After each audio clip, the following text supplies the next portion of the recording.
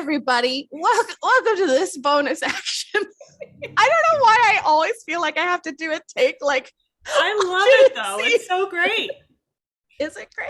It's great. If you agree, I love your Nickelodeon energy. It's good stuff. It is high Nickelodeon energy. Okay, so today, Erin's in the hot seat. Hi. A great listener, even better role player, our very own lawful calendar, aligned Erin Carney.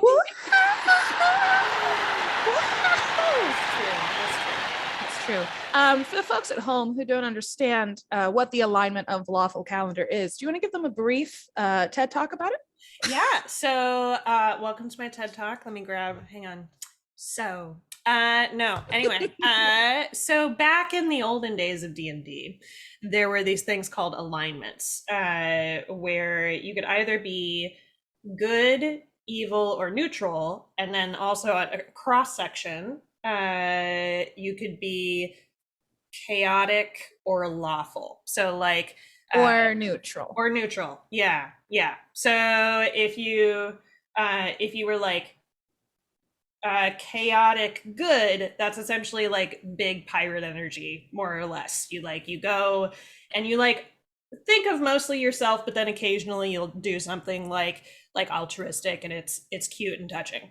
Or you could be like lawful evil, which means you're essentially a Disney villain always. And so I nicknamed myself Lawful Calendar because I was trying to think about what my alignment in real life would be. And I'm like, I am loyal to one thing in my life, and that is my Google Calendar. And it's color coded and it's beautiful. And that's what I base all of my morality on. So Lawful Calendar. Lawful Calendar. You heard it here first, folks. If you want to use Lawful Calendar in your own life, you have to follow us on all of our platforms first, and then buy us a coffee, and then quote us. Yes. It's a lot of steps. It's a lot of steps. We definitely have copyright for it. So. Mm-hmm. You cross your fingers when you're lying, right? Right, yeah. I don't know. We have all copyrights. Yeah. All right. Now that we've done that, for the people at home joining us for the first time, if you skipped ahead, who are you? Oh, not me? You at home, but you. It's like, are you talking to them? They can't answer you in real time. Here's the thing, Erin, you are much better at this than I am. Why don't you tell the people at home who you are? My name's Erin. I play Dr. Rumbletack in this universe, who is a British gnome man who is very stressed out all the time. He is.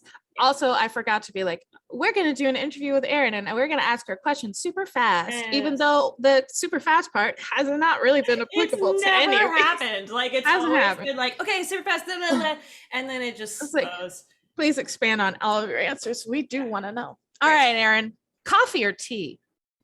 I'm literally drinking coffee right now. So. And how many cups is that now? I have lost count today. Yay! I don't usually go this hard, but it's been an exceptional weekend, as you know. So Yeah. What's the best compliment you've ever received? I'm gonna blow past what happened this weekend. Listen, it was the Supreme Court in the courtroom with the candlestick to really just, it was bad. I can't figure out whether to go fun with this or deep with this. What do you think? What do you think I should do? Because I have two. So. Do you want me to roll a die or flip a coin? Yeah. I have. We'll use my character creation dice. 1, 2, funny. 3, 4, deep. Okay. 2. Okay. So it's not really funny as much as like lighter. So one time, I'm obsessed with Lord of the Rings, big Lord of the Rings gal. It was like all over my bedroom growing up. And one time I was talking with Leticia about Lord of the Rings, and we were sort of like casting our friends as different people in Lord of the Rings. And I was like, I don't really know who I would be. Like maybe I would be this like one NPC or like whatever. And she was like, I feel like you would be Eowyn. You have like really big Eowyn vibes. And I had just never received a greater compliment than that. That's awesome. So yeah. I love that. Yeah. Heels, flats, or sneakers? Flats until my feet like stop letting me wear them. I'm tall and it's just the yeah. So What scenario would occur that your feet would like not let you wear flats? just because flats don't have like a ton of arch support as a thing okay. normally. So I have a feeling that a day will come where I try to do flats and my knees slash ankles are like, nah. So, but for now, that only happens sometimes. So Get those Dr. Scholl's. yep. What are 3 things you can't live without? This is weird because I'm an introvert, but I think actually people like I can't live without, like people that I have close relationships with. I think I could live without burritos. No, this is what and you tacos. can't live without. Yeah. Can't Except live so like I could literally live without burritos and tacos, but like Okay. what kind of life would that be? a sad one. Sure. And then like music, drama, the arts. Arm gestures is really what it is. You know what? I think you got to replace tacos with arm gestures. What's your current TV or book obsession? Is it A Court of Thorn and Roses yet? Like we talked about in my interview? No, it's not yet. Instead, it is Calamity on Critical Role, which is just amazing. And I want to be friends with everyone at that table. Also, I just like watching it for the reactions is also just Yeah. it's really yes. Good. Yeah. It has convinced me. I don't know if it's convinced you of this, but we got to figure out how to play in person now that I'm in Chicago again. Yeah. Oh yeah, for those following along at home from my interview, I did move back. She moved back. Yay! And she did it. Yeah, no, but Brennan Lee Mulligan. Oh my god. Oh my god. Oh my god. Oh my goodness. Oh my god. I can't without good. And he's just got them all eating out of the palm of his hand. What a master class. I know. It's so good. It's so good. I just can't. Yeah. That's really good. I think Our Flag Means Death is probably a close second. Although that's like wearing the hyperfixation is wearing off now about that. So yeah, but still, anytime anyone is like, Our Flag Means Death, I'm like, what? Let me talk to you about it. What's your favorite thing about it? Our Flag Means Death? Yeah. Good question. I love Taika Waititi's interpersonal moments that he does in his movies of just like, and I don't know how many of them are like improvised versus just like an organic thing that he creates through his directing and his writing, but like I find that like movies and TV shows that are like all drama or all comedy are not really as effective like emotionally. Like I think like in order for something to really hit, like you have to have a little bit of both so that like you don't become numb to like the feeling that you're feeling as an audience member. So like I think he just balances that so well of like being able to have these like little, even though we're talking about like pirates, it's like this like fantasy setting. There are also these like little moments of like awkwardness and like cuteness, and then that makes the moments that happen that are bigger more big than they would be otherwise. So yeah. All right, who's your favorite fantasy writer? I think Brandon Sanderson, writer of the Mistborn series, is probably my favorite. Is just like incredibly, it's so incredibly clear to see what he's writing all the time, and also it's just like good world building. It's great. It's really good stuff. How would you define yourself in 3 words? I am a Midwesterner, and so I hate giving myself compliments, but I'm gonna try it anyway. So I think I didn't say they had to be good words. Well, I'm gonna. They should be, though. They should be, though. They Yes. should be good. I think funny, hopefully, and intelligent, and then I had a third thing earlier. I'm trying to remember what it was. Big-hearted, like I just like yes, empathetic, whatever synonyms. After I say I'm intelligent, I'm like words that are those. Yeah. What 3 words would Dr. Rumbletack use to describe himself? Himself? Ooh. Okay. And you have to do the accent when you say it. I think I would describe myself as highly educated. I have several advanced degrees. I'm very meticulous with all of my experiments and designs. And I would say, I suppose that's the same. I was going to say thorough, but that is the same. I do like routine as well, and being able to stick to a routine, which has made Afterworld extremely challenging in a lot of ways. So efficient, maybe, as a worker when there is routine involved. Beautiful. That was fantastic. What is a must-have gaming item in your arsenal that you also think everyone should own? I'm a big fan of organization. And so like one thing that I have that I love is a way to organize my dice. I have a little like jewelry box that I use, like a vintage. In fact, I have it right. Do you have it here to show us? It's so pretty. I love it so much. I got this on Etsy because I am a millennial and don't have money. And so I couldn't get like an actual dice box. And so I was like, how can I organize my dice and also not pay $1 million?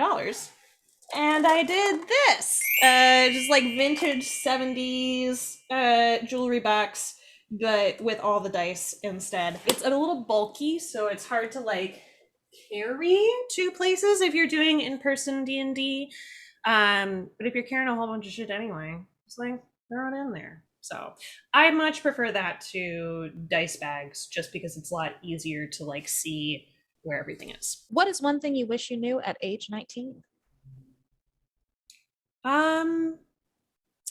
There are a lot of things that I wish I knew at age 19. I think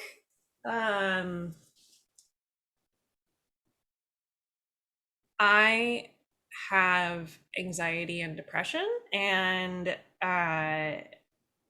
when I was 19, I was like beginning to really grapple with that for the first time. And I think it would have been really useful for someone to like sit down and be like, it is not your fault that you're feeling these feelings, and because I think I was like feeling the feelings, and I was like, nothing has happened in my life that warrants any of these feelings. So like, why am I broken? Knowing that I was doing the right thing by delving into it and going to therapy, go to therapy, everybody. But also like that it was okay to feel those feelings, even though I felt like I didn't deserve them. Does that make sense as a thing? Yeah. Yes, it does. Yeah, I wish I had known that. And I wish I had known that like success is more than a binary too. And this is something that I'm still trying to teach myself, that like as a perfectionist, I am like, I'm not on Broadway, I'm failing at everything. And it's like, no, yeah, there's like way more gradients of success and finding meaning in your life and doing meaningful things, and then just like, are you doing nothing with the stuff you're passionate about, or are you like, does everyone know your name? What is your favorite D&D class to play? Gotta go with clerics, man. Clerics are so awesome. Which is funny to me, because what class would you be in real life? Because I Uh, don't think it's a cleric.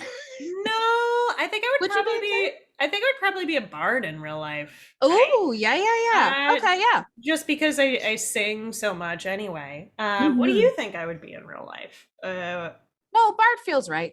Okay. Bard feels right. Like one of the colleges of like, less a college of like glamour or something like that, but more a college of like, listen, I know all the things though.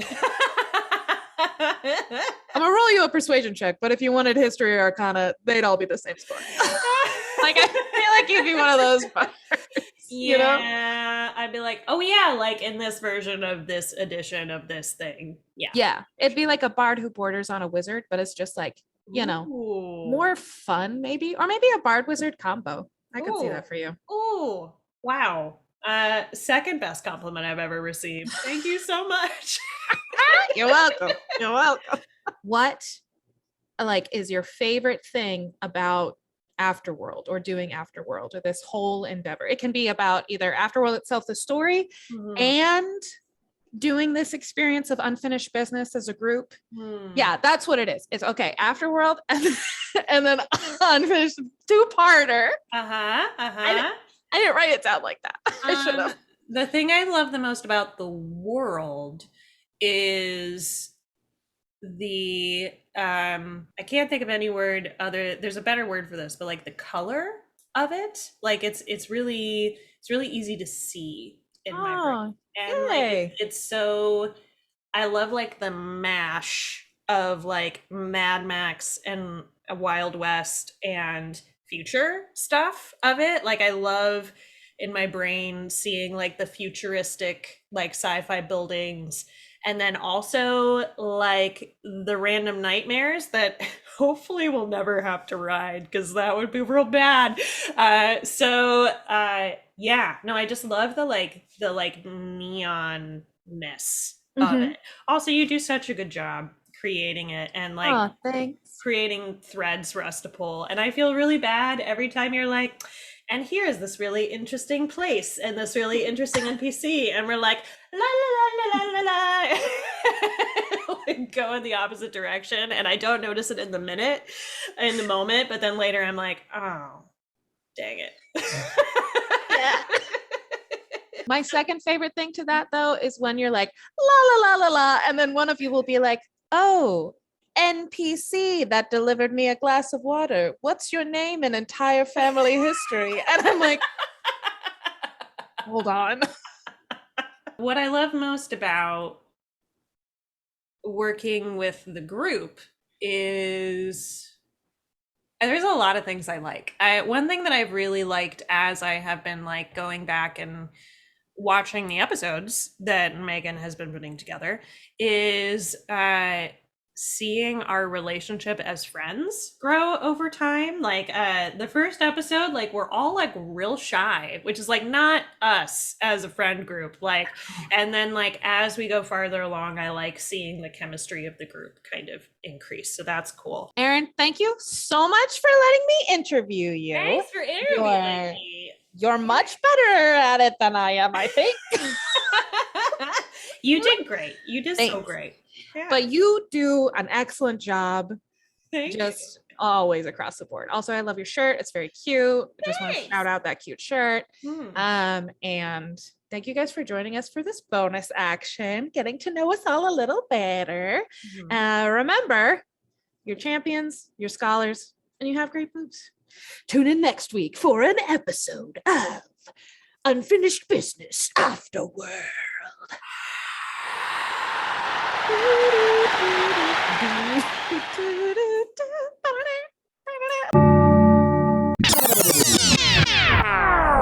Did we say Oh, that? yeah, Have we no. said that at any point? No, I don't Tag on. Okay. Erin, do you want to tell us your biggest, most important, wonderful contribution to this show? Sure, I can tell you that. And it is that I wrote the music to most of this show. So, like, occasionally we have like little snippets that are like not me, but I wrote the theme song and then I wrote the polka that was in the bonus action last time, and then I wrote like the hold music that happens when we're looking stuff up and we don't want to make you guys sit through us looking stuff up, and hopefully more after this.